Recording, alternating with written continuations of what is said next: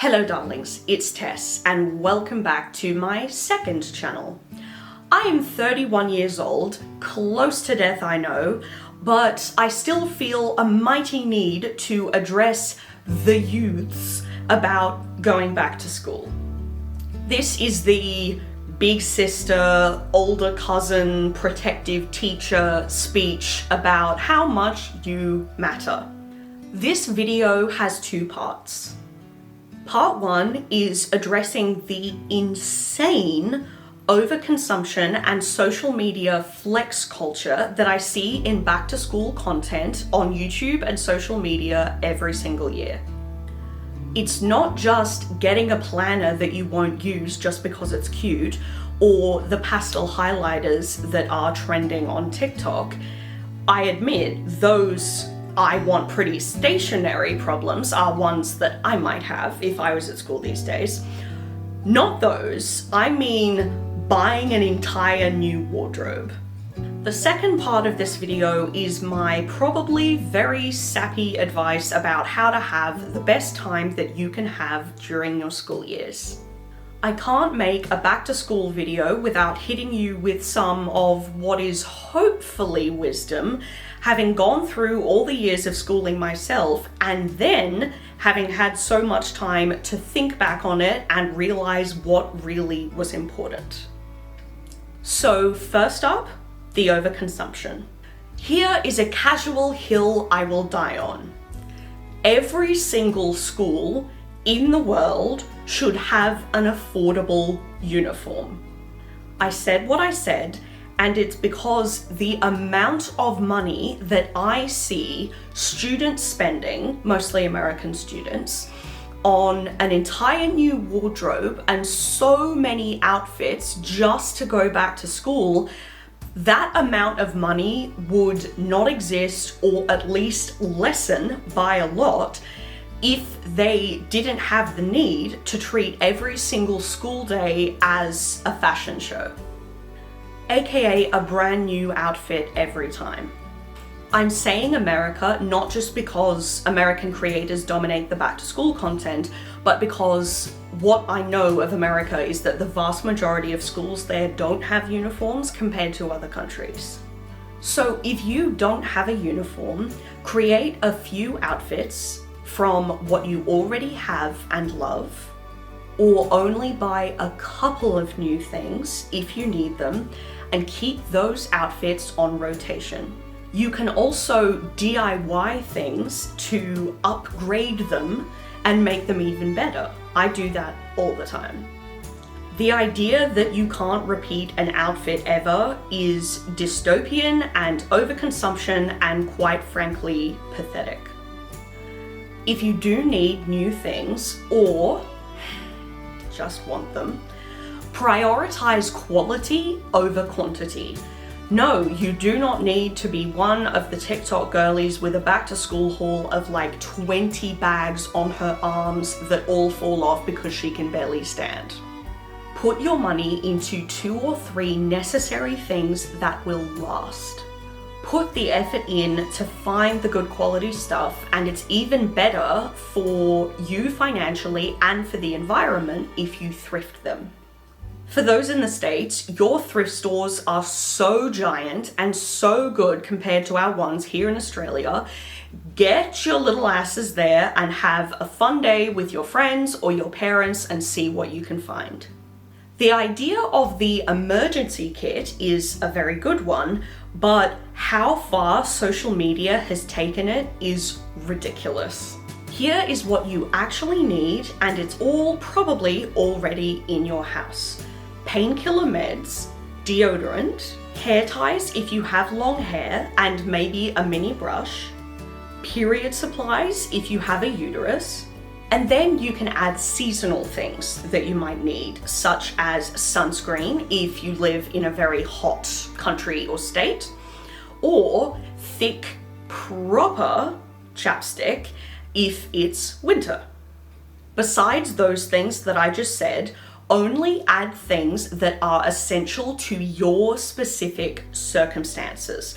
For example, if you have braces, absolutely have some floss or picks or something like that to get the food out if you're self-conscious about it getting trapped in your braces.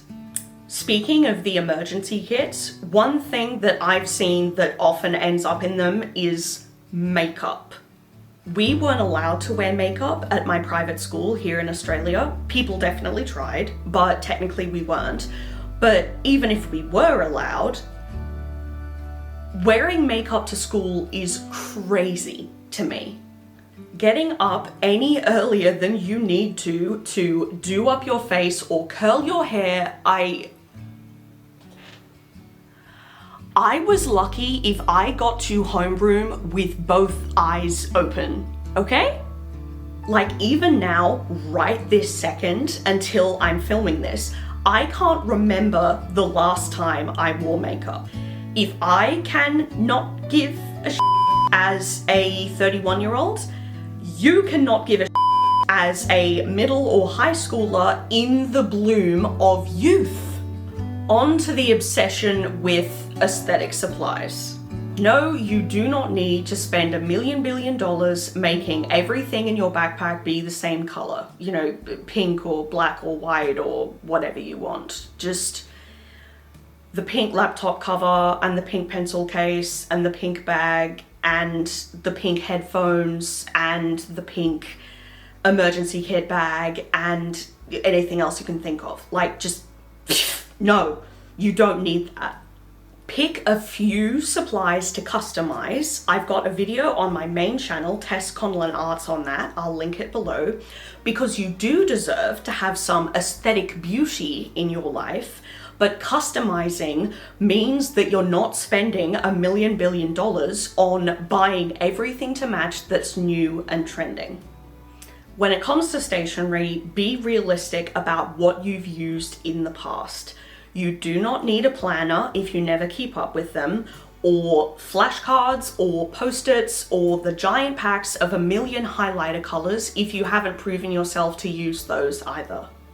DIY your important things like book and folder covers to be your aesthetic, not someone else's, and especially because it's a cheap way to upgrade and make over reusable things that you've already got, such as a perfectly good binder that you got last year, where all you have to do is take out last year's papers. Oh wait, I just have to mention this thing that is like vaguely related to customization, because I saw it in a video on Instagram last year and it made me hit the roof. So it was a girl, looked like she was in middle school, early high school, and she had beautifully customized this folder in pink and white fabric with lace. It was absolutely gorgeous. And I guess she forgot to put her name on it. And so the teacher gave her a reminder. It was the word name scrawled in giant letters across the cover in black permanent marker, therefore impossible to remove.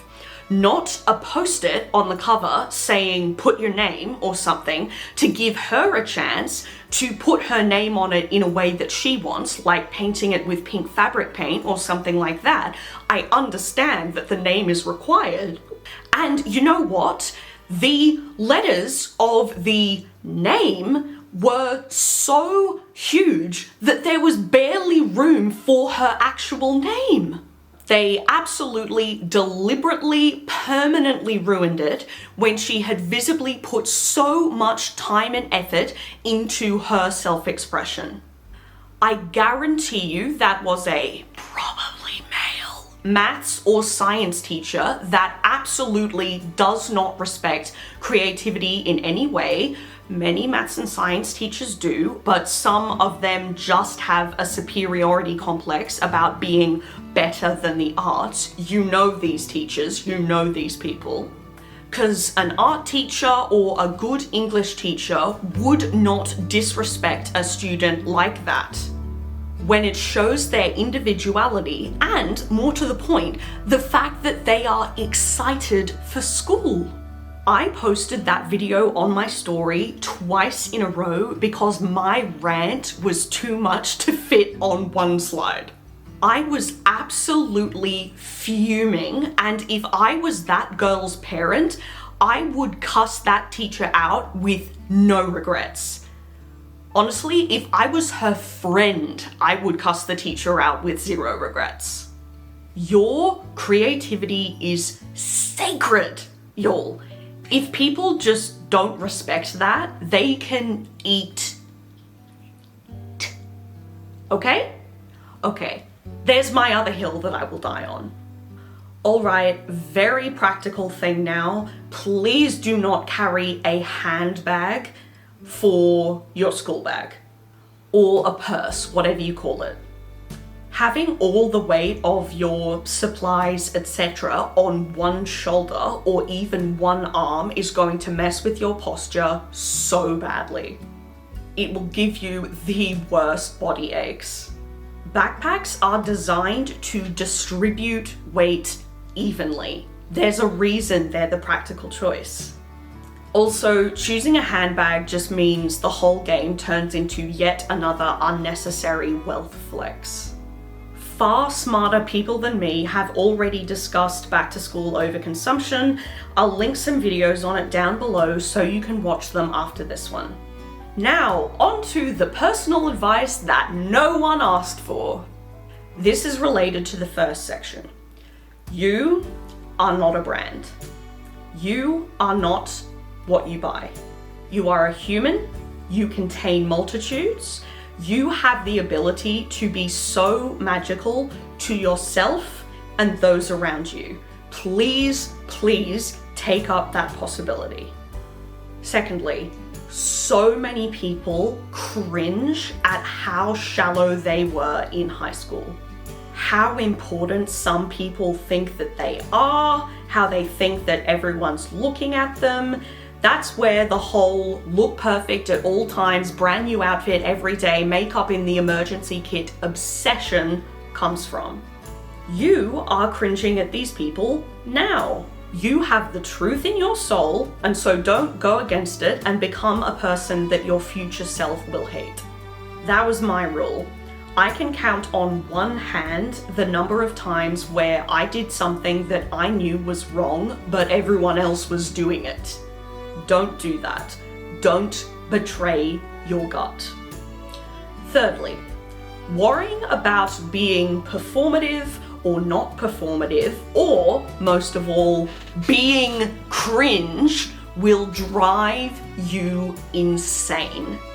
Literally just do what you want to do as long as it harms no one else. End of story. Number 4.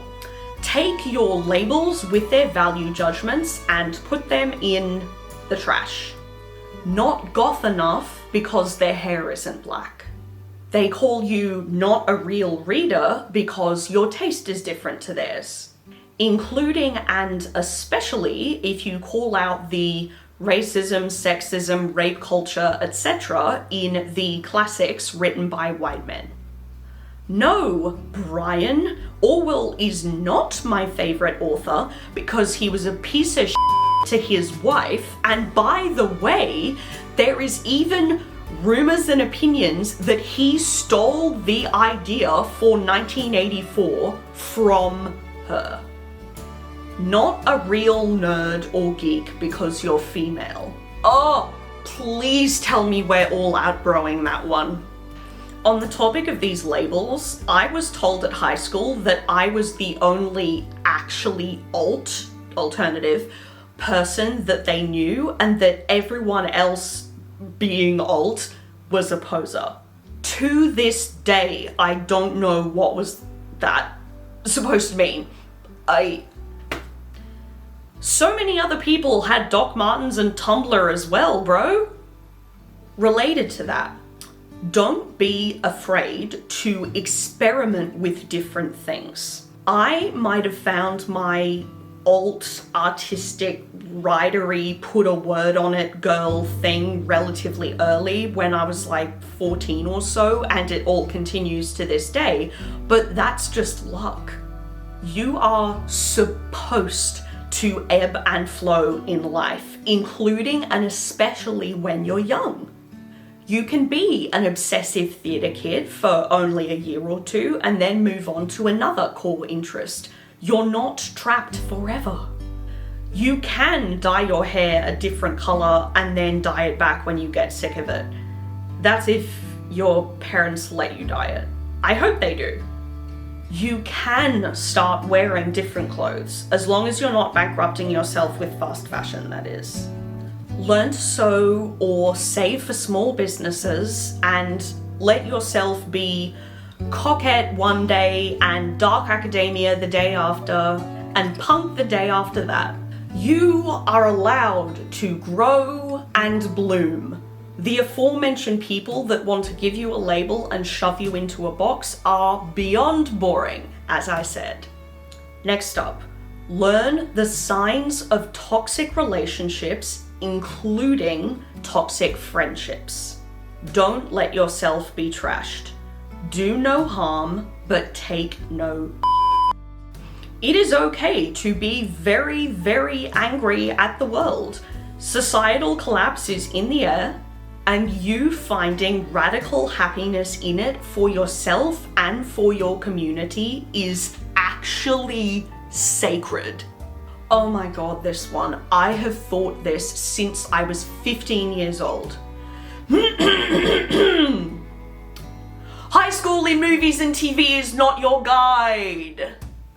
You are not doing youth wrong because your life is not Euphoria or Riverdale or Gossip Girl or Skins or Heartbreak High or Sex Education. I will die on this hill. I actually find all those kinds of teen media almost impossible to watch because I can't shake the idea that these incredibly young, precious people are watching it and thinking they are unworthy. Because they're not partying every weekend, taking substances, going on downright dangerous, impossible adventures, finding their soulmate, or conversely, bouncing between sex partners that all conveniently look like perfect actors in their early 20s. This one is to high and middle school girls specifically. That creepy older guy isn't hitting on you because you're mature, it's because he isn't. Run. To high and middle school non-binary kids specifically. You matter, and you always will. To high and middle school boys specifically. Escape the manosphere. It will make you at best miserable and at worst a literal rapist or murderer. Run! Watch Adolescence and the Louis Theroux documentary. This shouldn't matter, but if you want a girlfriend, which I admit is only human, you cannot fathom how sick women and girls are of toxic masculinity. So treat us like humans. Get yourself some female platonic friends, ask them about the truth of their lives, and then actually listen. Learn about these terms: weaponized incompetence, emotional abuse, real consent, rape culture, and patriarchy. I'm telling you now, local man discovers effort is a nearly circle Venn diagram with local man gets a girl who really loves him. If you are truly a nice guy, you don't need to go on and on about it. People's behavior towards you will be the evidence. The more you care about treating women well and actually listening to us, the nicer guy you actually are. And lastly, don't use AI for anything ever.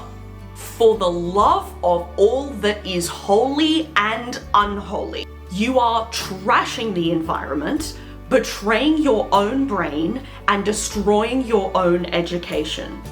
I really hope that you don't have to be told this, but using AI for anything other than a 2 a.m. panic attack brain freeze spelling correction is cheating. You will be absolutely effed at university, college, whatever, where the standards and rules against plagiarism are much higher. Seriously, if you want an important job like being a doctor, relying on AI and its many mistakes will literally put people's lives in danger when they work with you in the future. This is the strongest opinion I have in this whole video, and it's honestly the one I want you to listen to the most. Some of the others almost don't matter compared to this one. Wake up at 4 a.m. every morning to do your makeup if it means you never use AI ever again as long as you live. Go ahead. I could go on for a long time about how precious and valid you are at your age, but I will have mercy and end this video here. Thank you so much for watching, darlings, and subscribe to this channel for more chatting, more reactions, Halloween fun, and a whole lot of witchy mischief. Please subscribe to my main channel, Tess Conlon Arts, which is linked down below, for my aforementioned creative back-to-school DIY video. Tess Conlon Arts is my big girl channel, and I'm currently using it to build momentum and an audience for my creative career because I plan to take some big steps with that very soon. See you next time, and remember, I love you, keep going.